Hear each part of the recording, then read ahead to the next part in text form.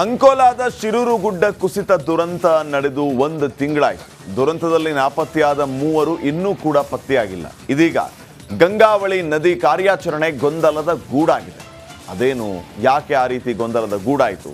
ಒಂದು ವರದಿ ಇದೆ, ನೋಡ್ಕೊಂಬರೋಣ.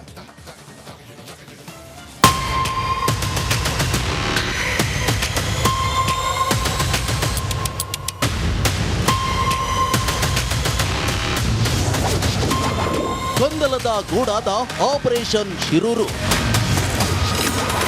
ಲಾರಿ ಮೇಲೆತ್ತಲು ಆಲದ ಮರವೇ ತೊಡಕು.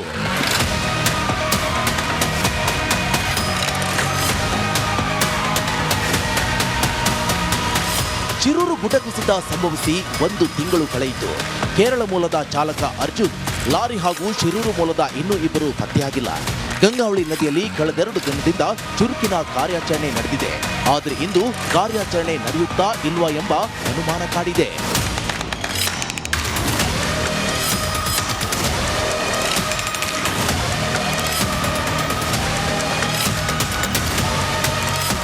ಹೌದು, ಗಂಗಾವಳಿ ನದಿಯಿಂದ ಲಾರಿ ಮೇಲೆತ್ತಲು ಆಲದ ಮರ ಅಡ್ಡಿಯಾಗಿದೆ. ಹೀಗಾಗಿ ನದಿಯಲ್ಲಿ ಬಿದ್ದಿರುವ ಆಲದ ಮರ ಎತ್ತುವ ಕಾರ್ಯಾಚರಣೆ ನಡೀತಾ ಇದೆ.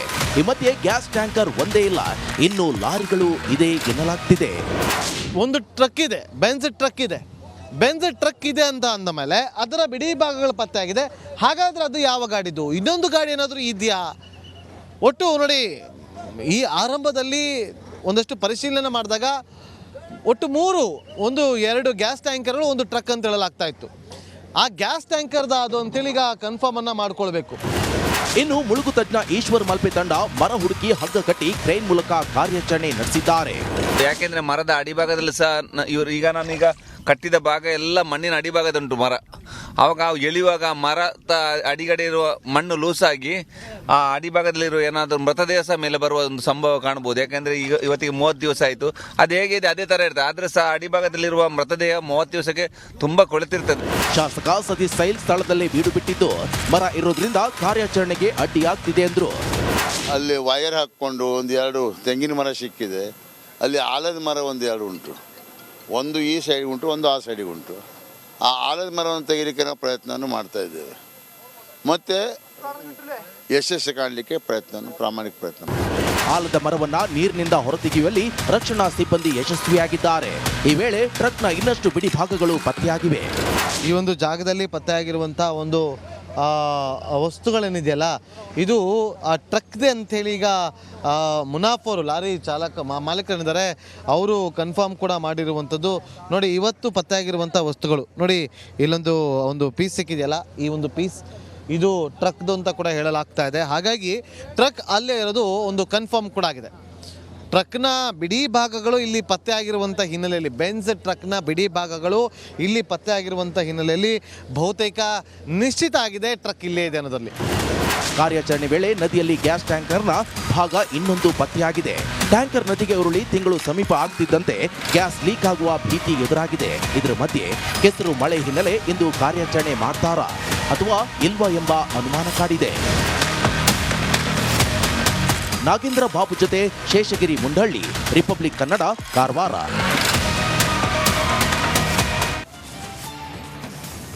ರೇಣುಕಸ್ವಾಮಿ ಕೊಲೆ ಕೇಸ್ ಸಂಬಂಧ ತನಿಖಾಧಿಕಾರಿಗಳ ತನಿಖೆ ಫೈನಲ್ ಆಗಿದ್ದು ಚಾರ್ಜ್ ಶೀಟ್ ಸಿದ್ಧತೆ ಕಾರ್ಯ ನಡೀತಾ ಇದೆಯಂತೆ. ಈ ಮಧ್ಯೆ ಕೆಲ ಆರೋಪಿಗಳ ಸ್ಥಾನ ಅದಲು ಬದಲು ಕೂಡ ಆಗಿದೆಯಂತೆ. ಯಾಕೆ ನೋಡೋಣ ಬನ್ನಿ.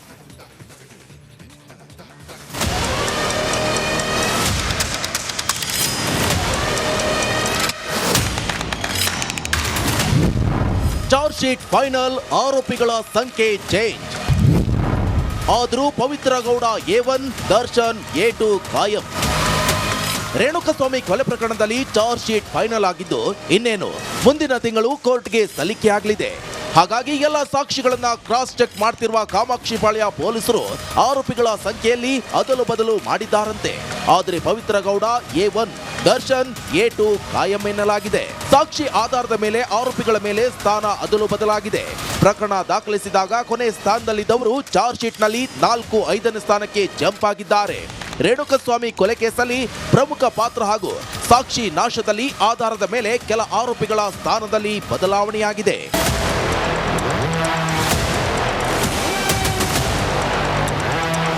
A10 ವಿನಯ್ ಹಾಗೂ A14 ಪ್ರದೋಷ್ ಸೇರಿದಂತೆ ಕೆಲವು ಆರೋಪಿಗಳ ಸಂಖ್ಯೆ ಬದಲಾವಣೆಯಾಗಿದೆ. ಕಾಮಾಕ್ಷಿಪಾಳ್ಯ ಪೊಲೀಸರು ದಾಖಲಿಸಿರುವಂತಹ ಎಫ್ಐಆರ್ ನಲ್ಲಿ A10 ಹಾಗೂ A14 ಆರೋಪಿಗಳಾಗಿರುವಂತಹ ವಿನಯ್ ಹಾಗೂ ಪ್ರದೋಷ್ ಚಾರ್ಜ್ ಶೀಟ್ ನಲ್ಲಿ ಪವಿತ್ರ ಗೌಡ ಹಾಗೂ ದರ್ಶನ್ ಬಳಿಕ ಸ್ಥಾನ ಗಿಟ್ಟಿಸಿಕೊಂಡಿದ್ದಾರೆ. ಇನ್ನು ವಿನಯ್ ಹಾಗೂ ಪ್ರದೋಷ್ ಜೊತೆ ಬೇರೆ ಆರೋಪಿಗಳ ಸ್ಥಾನವು ಪಲ್ಲಟ ಆಗಲಿದೆ. ಪ್ರಕರಣದ ಪ್ರಮುಖ ಆರೋಪಿ ಹಾಗೂ ಮಾಸ್ಟರ್ ಮೈಂಡ್ ಆಗಿರುವ ಪವಿತ್ರ ಗೌಡ ಹಾಗೂ ದರ್ಶನ್ ಸಂಖ್ಯೆಗಳಲ್ಲಿ ಯಾವುದೇ ಬದಲಾವಣೆ ಇಲ್ಲ ಅಂತ ತನಿಖಾಧಿಕಾರಿಗಳು ಹೇಳುತ್ತಿದ್ದಾರೆ. Nagaraj, crime bureau, Republic Kannada.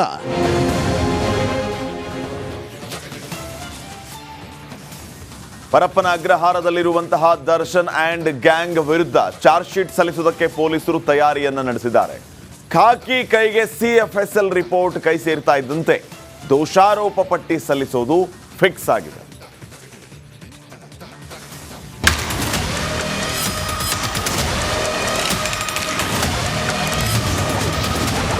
Renukaswamy ಕೊಲೆ ತನಿಖೆ ಅಂತಿಮ ಹಂತಕ್ಕೆ.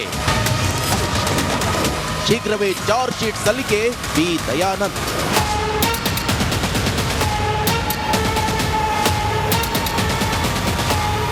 ಚಿತ್ರದುರ್ಗ ಮೂಲದ ರೇಣುಕಸ್ವಾಮಿಯ ಕೊಲೆ ಕೇಸ್ಗೆ ಸಂಬಂಧಿಸಿ ತನಿಖೆ ಅಂತಿಮ ಹಂತಕ್ಕೆ ತಲುಪಿದ್ದು ಶೀಘ್ರವೇ ಚಾರ್ಜ್ ಶೀಟ್ ಸಲ್ಲಿಕೆಗೆ ಸಿದ್ಧತೆ ನಡೆದಿದೆ. ಪೊಲೀಸರಿಗೆ ಎಫ್ಎಸ್ಎಲ್ ಫೈನಲ್ ವರದಿ ಕೈ ಸೇರಿಲ್ಲ. ಪೊಲೀಸರ ಕೈಗೆ ಸಿಕ್ಕಿರುವುದು ಕೇವಲ 70% ವರದಿಯಷ್ಟೇ. ಬಾಕಿ 30% ಎಫ್ಎಸ್ಎಲ್ ರಿಪೋರ್ಟ್ಗಾಗಿ ಕಾಯುತ್ತಿದ್ದೇವೆ ಅಂತ ಬೆಂಗಳೂರು ಪೊಲೀಸ್ ಆಯುಕ್ತರಾದ ಬಿ ದಯಾನಂದ್ ಮಾಹಿತಿ ನೀಡಿದ್ದಾರೆ. ರೇಣುಕಾಸ್ವಾಮಿ ಕೊಲೆ ಪ್ರಕರಣಕ್ಕೆ ಸಂಬಂಧಿಸಿದ ಹಾಗೆ ತನಿಖೆ ಅಂತಿಮ ಘಟ್ಟವನ್ನು ತಲುಪ್ತಾ ಇದೆ. ಅನೇಕ ಮೌಖಿಕ ಸಾಕ್ಷಿಗಳು, ಸಾಂದರ್ಭಿಕ ಸಾಕ್ಷಿಗಳು ಜೊತೆಗೆ ತಾಂತ್ರಿಕ ಸಾಕ್ಷಿಗಳನ್ನು ಈಗಾಗಲೇ ಸಂಗ್ರಹಿಸಲಾಗಿದೆ.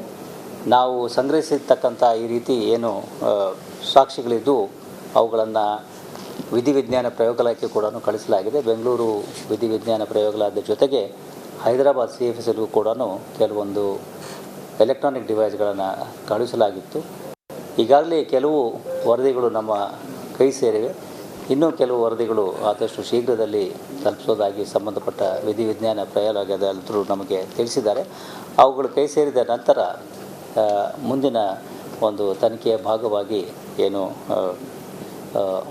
ಕೆಲವೊಂದು ಸ್ಪಷ್ಟೀಕರಣಗಳನ್ನು ಕೇಳುವಾಗಿದ್ದರೆ ಅವುಗಳನ್ನು ಕೇಳಿ ನಂತರದಲ್ಲಿ ಆದಷ್ಟು ಶೀಘ್ರದಲ್ಲಿ ನಾವು ಈ ಪ್ರಕರಣದಲ್ಲಿ ಅಂತಿಮ ವರದಿಯನ್ನು ನ್ಯಾಯಾಲಯಕ್ಕೆ ಸಲ್ಲಿಸ್ತೇವೆ.